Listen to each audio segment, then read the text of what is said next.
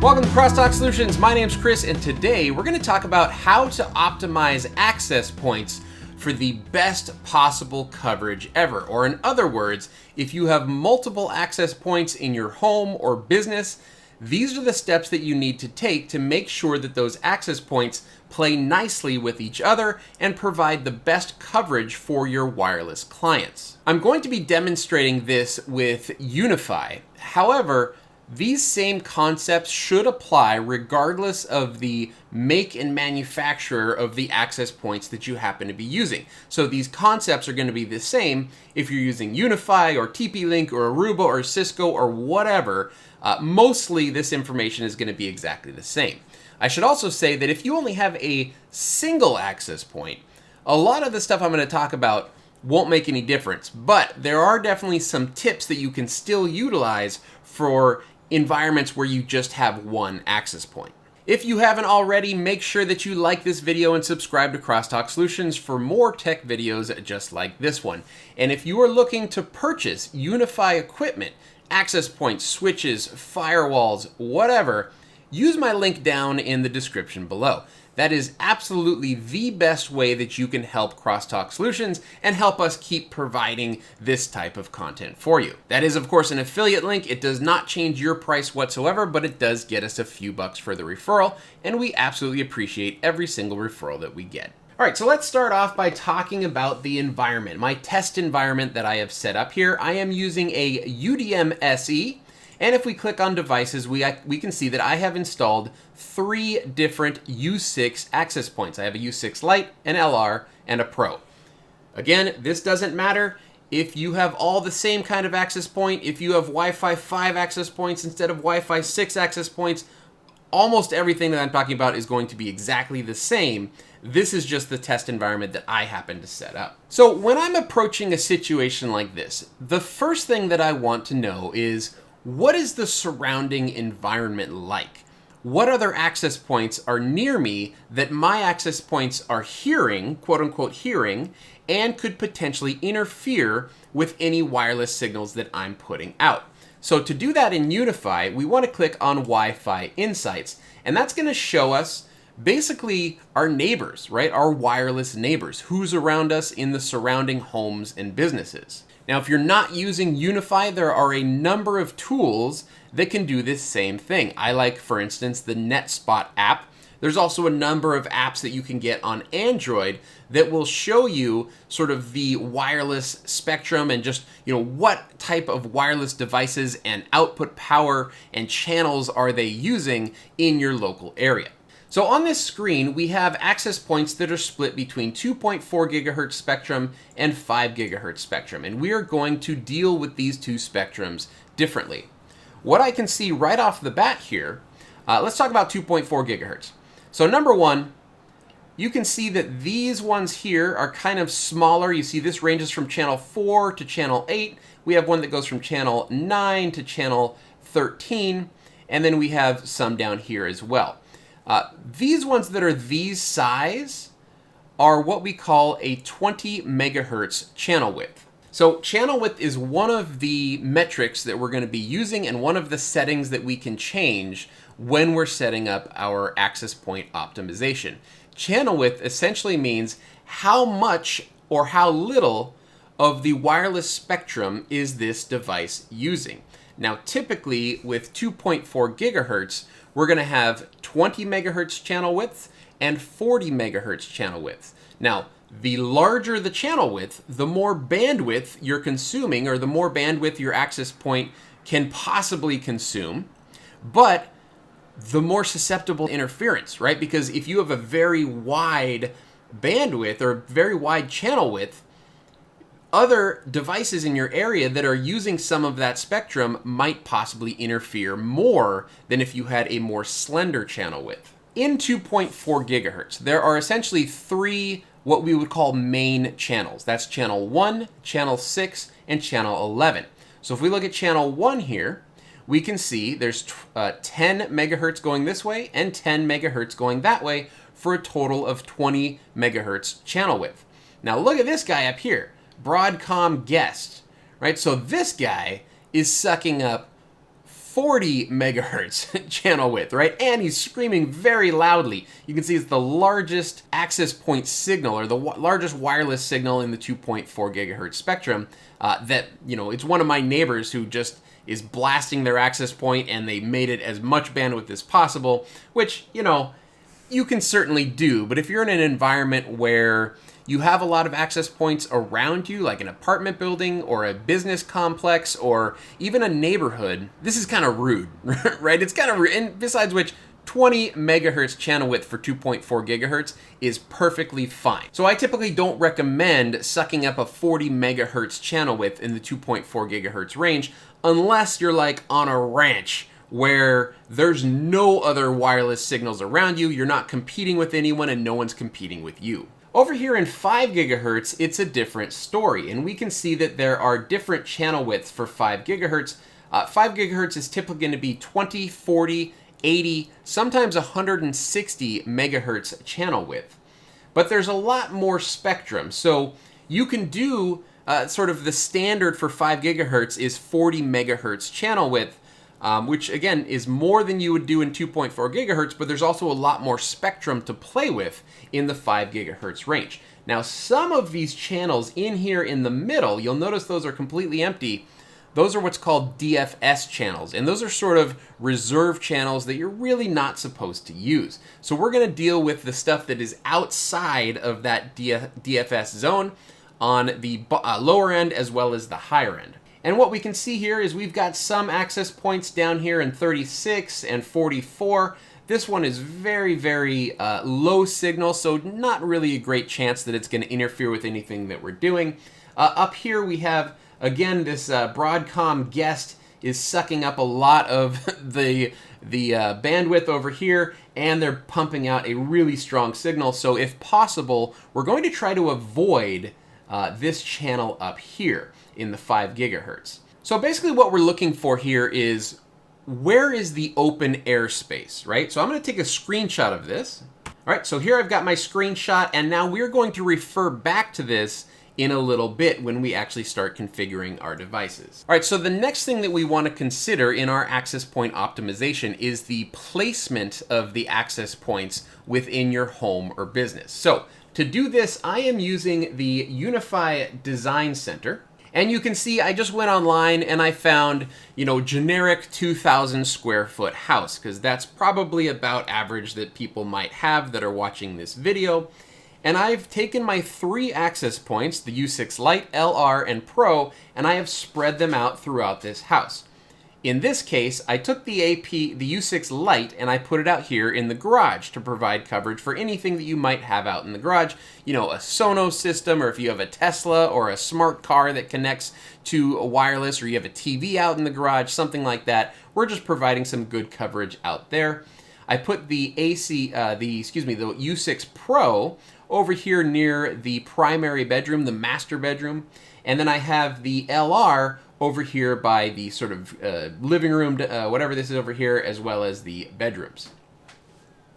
Now I went through and I drew in some walls, okay? So you can see the gray are quote-unquote interior walls and the red are exterior walls. Now the red walls, if you look at the design center here, really means like a brick, concrete, or other heavy material.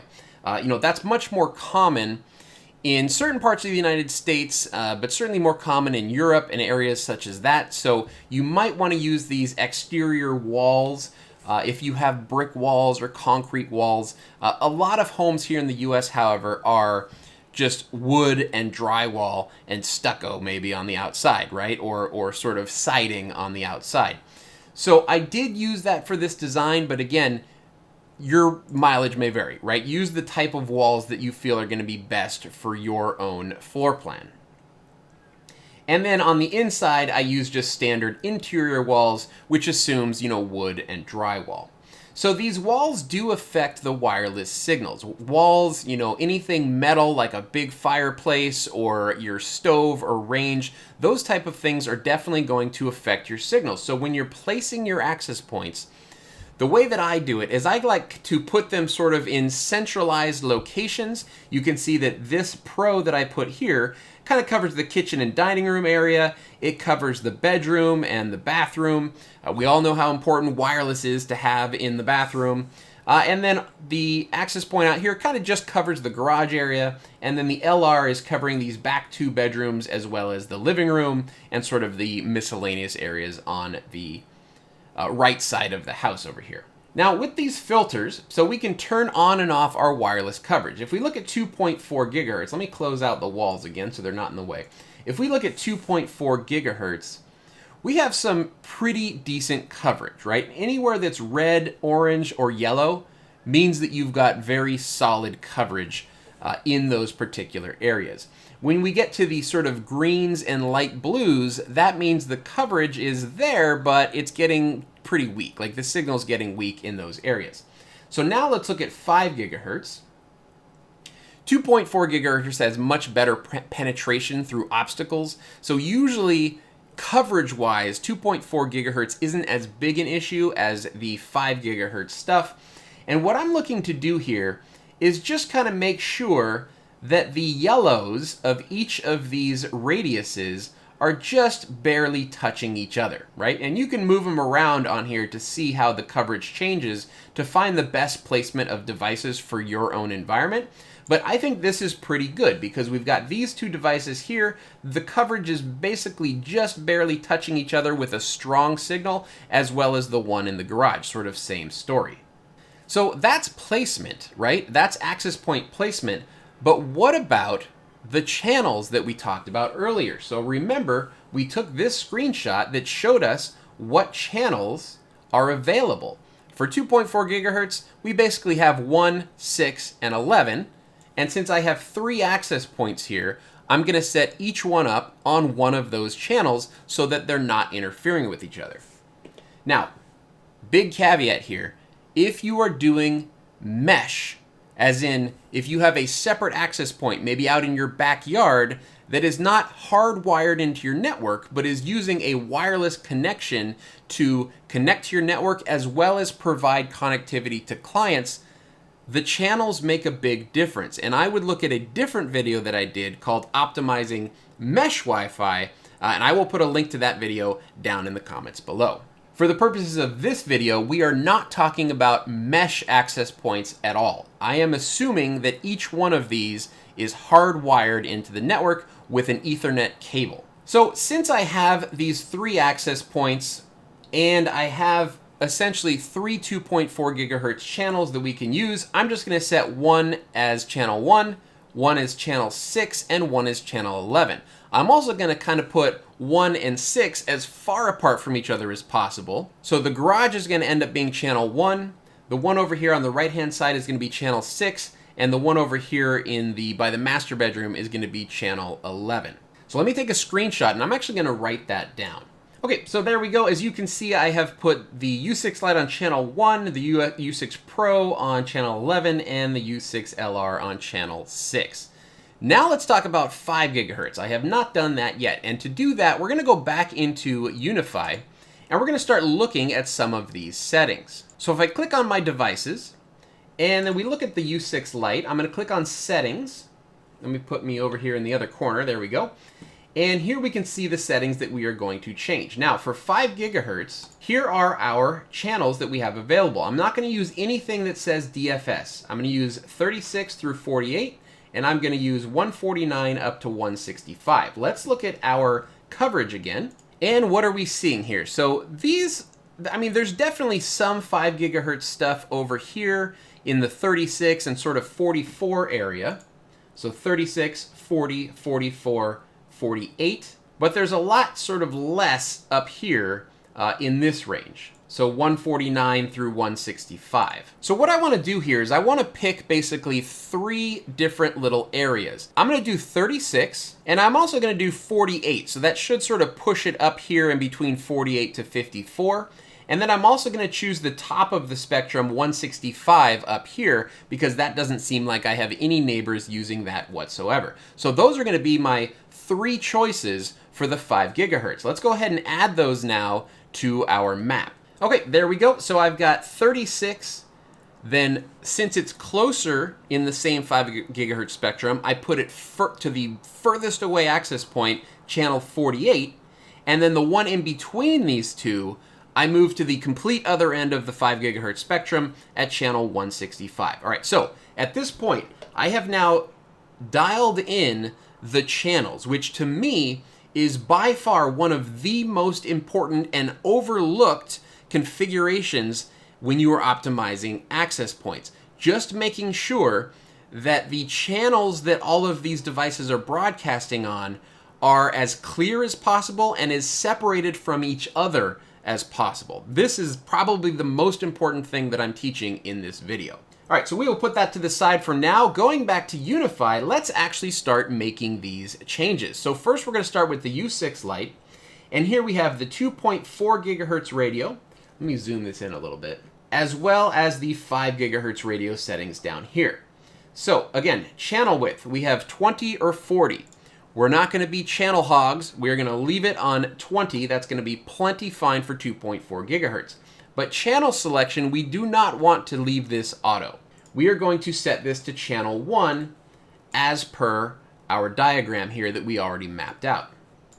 Now, the other item in here that we may or may not want to change is transmit power, or basically how loud is your access point screaming.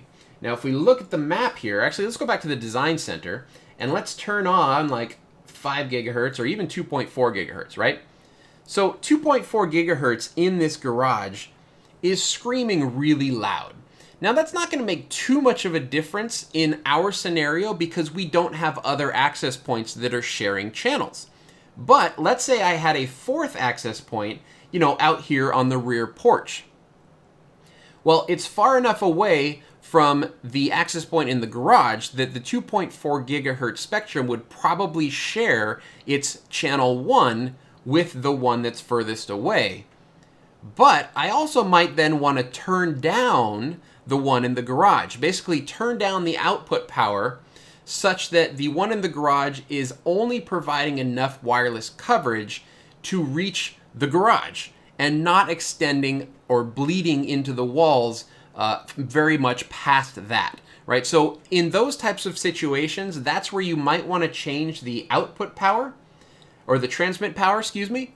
But a lot of times I just leave this as auto. Okay, so I very rarely leave channel selection auto, but I almost always leave transmit power set to auto.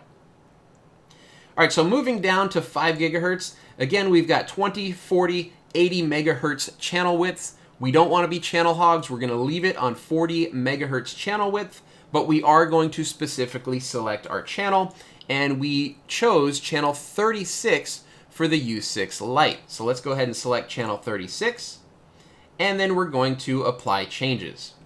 Now, let's move on to the U6 Pro.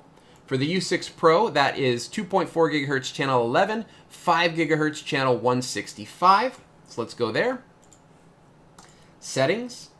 Here we go. Channel 11, transmit power auto. Leave the channel width at 40. We're going to do channel 165. Whoop, there we go. And apply those settings.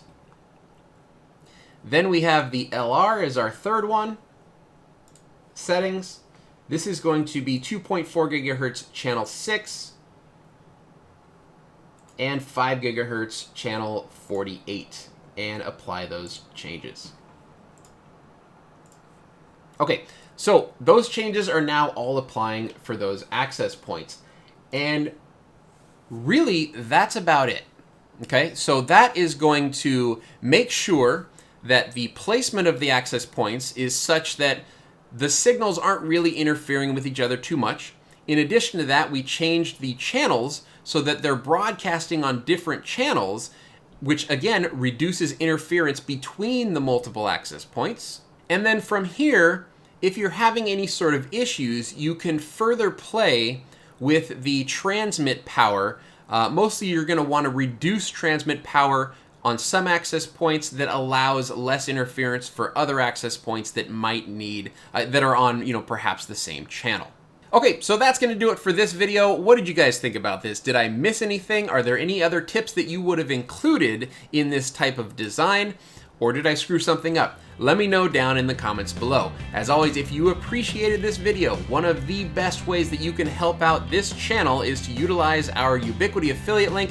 It is down in the description below. Anything that you're going to purchase, click that link first and we get a tiny kickback, which we definitely appreciate. All right, thank you guys so much for watching, and we will see you in the next video.